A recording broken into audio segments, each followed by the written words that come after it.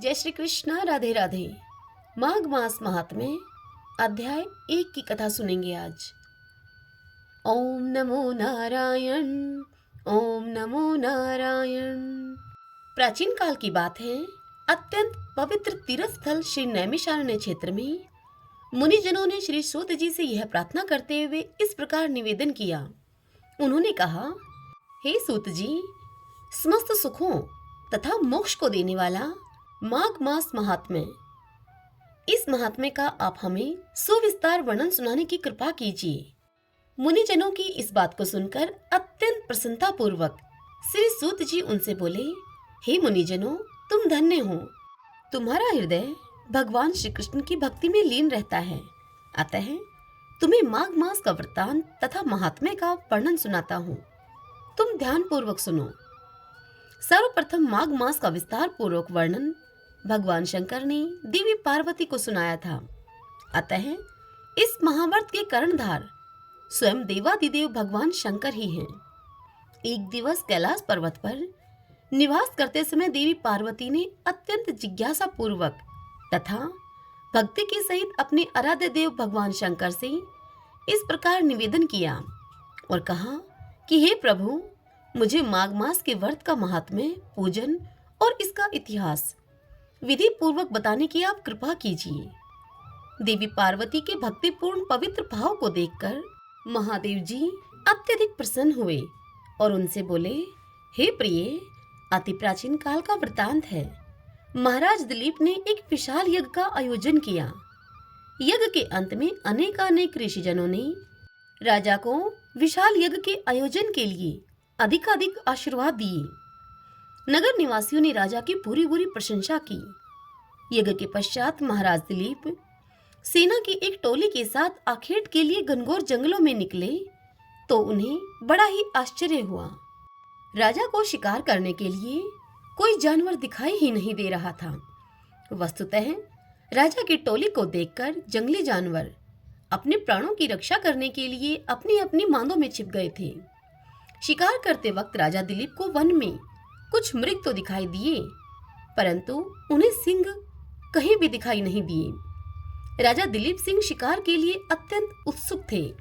अचानक राजा दिलीप को दूर जंगलों के बीच में एक अत्यंत सुंदर मृग दिखाई दिया। उस मृग को देखकर राजा आश्चर्यचकित रह गए।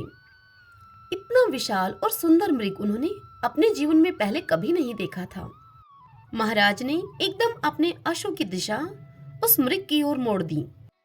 अब उस राजा का वह अश्व तीव्र गति से मृग का पीछा करने लगा, परंतु राजा का अश्व जितना तीव्र होता, मृग की गति और अधिक तेज हो जाती। महादेव जी बोले, हे पार्वती, वह साधारण मृग नहीं अपितु मायावी मृग था। वह मृग कभी कभी लंबी छलांगे भरता हुआ अदृश्य हो जाता तो कभी एकाएक दिखाई देने लगता। राजा व उनके अनुचर परेशान होकर बड़े ही हैरान थे। उनके अश्व अत्यंत दुर्गम, आच्छादित तथा कष्टपूर्ण प्रदेशों से अति तीव्र गति के सहित उस मृग का पीछा कर रहे थे। पीछा करते करते सायंकाल का समय होने लगा। अब तत्क्षण ही वह हिरण गायब हो गया। राजा थक गए थे तथा प्यास से वह चूर चूर थे। राजा और उनके अनुचर प्यास से थके मांदे और व्याकुल जलाशय की तलाश में इधर उधर अब भटकने लगे। अचानक से राजा दिलीप को दूर ही एक सरोवर दिखाई दिया।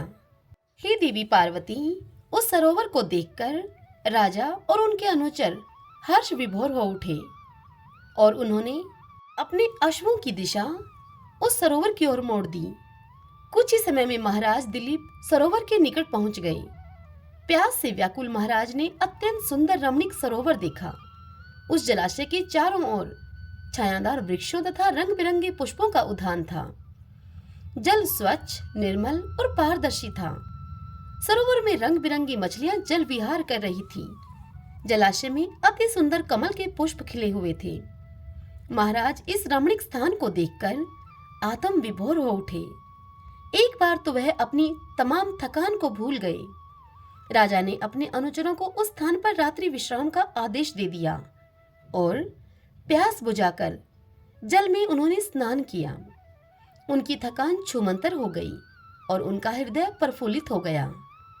हे देवी पार्वती, रात्रि के भोजन आदि से पूर्व राजा ने अनुचरों को आदेश दिया कि रात्रि में रक्षा के हेतु चारों ओर जाल लगा दिए जाएं, क्योंकि उन्हें डर था कि रात्रि के समय कोई जंगली जानवर अपनी प्यास बुझाने के हेतु उस ओर आ सकता है तथा कोई भी संकट किसी भी प्रकार का वहां उत्पन्न हो सकता है। आधी रात्रि के पश्चात जंगली सूरों का एक झुंड सरोवर की ओर आया और सैनिकों के द्वारा बिछाए गए उस जाल में फंस गया। राजा के सैनिकों ने अनेक सूरों को मार गिराया। इस प्रकार राजा के शिकार की तृष्णा भी पूरी हो गई। हे देवी, प्रातः राजा अपनी नगरी की तरफ वापस चल दिए। वापस चलने के कुछ समय के पश्चात राजा को एक अत्यंत वृद्ध ऋषि दिखाई दिए। ऋषि का शरीर अत्यंत क्षीण, शंख चक्र से सुशोभित, साधारण वस्त्र युक्त था। महाराज ने अश्व से उतरकर ऋषि के चरण छुए और उन्हें प्रणाम किया। हर्षित ऋषि ने राजन को पहचानकर उनको आशीर्वाद दिया और उनसे कहा, हे राजन, माघ मास की इस पुण्य बेला में तुम कहां से आ रहे हो? अब माघ मास का नाम व पुण्य बेला शब्द सुनकर उस राजा दिलीप की जिज्ञासा बढ़ गई। अब राजा को माघ मास का महात्म्य जानने की इच्छा जागृत हो उठी। हरि ओम तत्सत। भगतजनों, इससे आगे की कथा हम कल अगले अध्याय में सुनेंगे। ओम नमो नारायण। ओम नमो नारायण।